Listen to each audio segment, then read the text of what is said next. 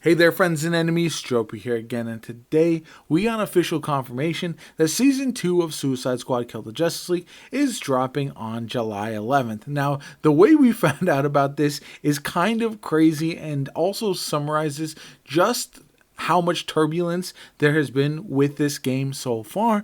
So, if you missed it, essentially what happened is emails went out from Warner Brothers announcing Season 2 of Suicide Squad. No trailer yet, just a simple email blast, which doesn't make a lot of sense. If you want to get people hyped to check this out, there are some rumors that I will talk about at the end of the video. I will give a spoiler warning about that before I jump into that. But there are reasons to be potentially excited about the new season. And the fact that it was just kind of sent out in an email blast is kind of crazy. Now, it has been confirmed on Twitter by the Suicide Squad account that this is when Season 2 is launching. We know there's a new character coming. I'll go over some other information we know as well.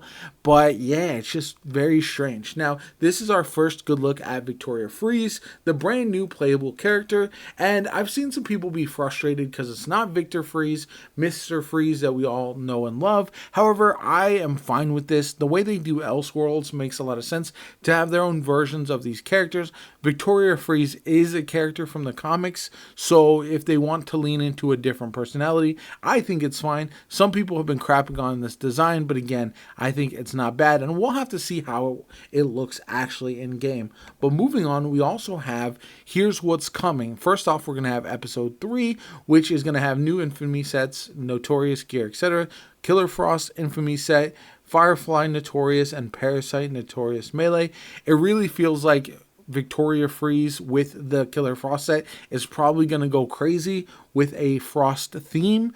Then we've got Superman and Flash Brainiac fight, ever-changing Metropolis, and a new Battle Pass. Now, the new Battle Pass skins look alright from what I can see so far, but it remains to be seen how good they look in-game once again. Now, moving on, there's also some more information, and that is going to be the Episode 4 Winter, which is the mid-season update.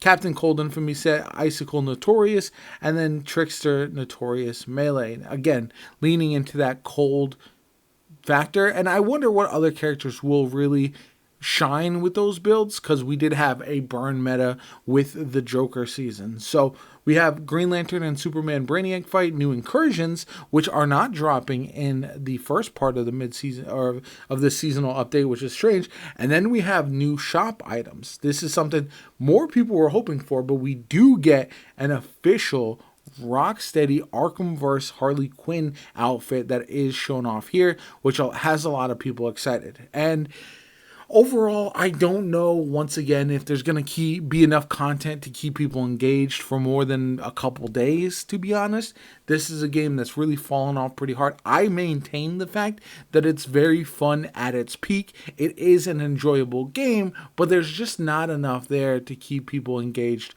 over the weeks and months that you really need to keep people locked in. So because of that, it's always going to be a little bit frustrating to watch the game with so much potential really flounder with some of the things they do. Again, not a lot of hype, even though the new season is just a few days away, not even 10 days from now. We are getting the brand new season, and so hopefully we do get a trailer. I will check that out when it does drop. But yeah, just very, very crazy. Now, I'm going to talk real quick about a potential spoiler for the upcoming season. So if you don't want to hear that, tune away now, but this might be something that gets people interested once again. So I'm going to talk about it in 3, 2, 1. And it is heavily rumored that in Season 2, we are going to see the return of the Flash, and that the versions that we saw eliminated in the base campaign were actually clones. And this makes a lot of sense if you pay attention to the story and everything that's happening. They're going to probably build to reuniting the Justice League. I really hope we get some story progression. That was another thing with the Season 1 that really frustrated me, is it felt like there was no progression with the story whatsoever, despite the fact that we all know the game is on borrowed time and is not going to last forever based on the reception that we've seen so far. So that is quite frustrating. I do hope we get to see the culmination of the story in general outside of just the main campaign. And the same thing happened with Marvel's Avengers, where they had all this interesting stuff set up, and because the game wasn't as successful as they would have liked, it ended up getting cut short and we didn't see all the cool things that they did set up. So hopefully we see all of that with Suicide Squad. Hopefully it lasts long enough that we get all the characters, including